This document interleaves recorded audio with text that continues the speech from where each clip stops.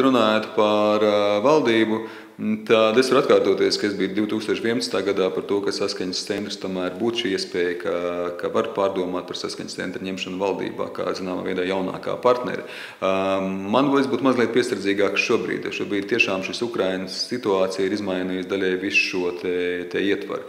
Es uzskatu, ka ir jāiet integrācijas virzienā. Es domāju, ka ir nepieciešams tas, ka Latvijā ir krievisku runājoši ministri vai ar krievisku, teiksim, tā izcelsmi, un ka ne tikai ar latviešu, teiksim, mums tomēr ir dažādas mazākuma tautības. Es domāju, ka ar mazākuma tautībām jābūt pārstāvētam parlamentā un arī valdībā, bet no otras puses, teiksim, tā situācija ir tāda, kā viņi ir, un nevar notikt kaut kas mākslīgi, nevar notikt kaut kas no vājuma pozīcijām arī.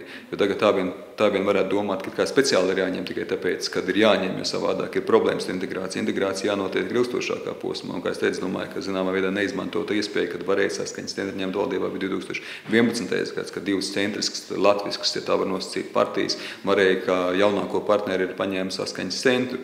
Šobrīd šī situācija ir savādāk. Ļoti daudz, kas ir atkarīgs šķiet jau no potenciāliem koalīcijas partneriem, jo skaidrs, ka pats saskaņas centra valdību izveidot, citsamāk, ka tomēr nevarēs.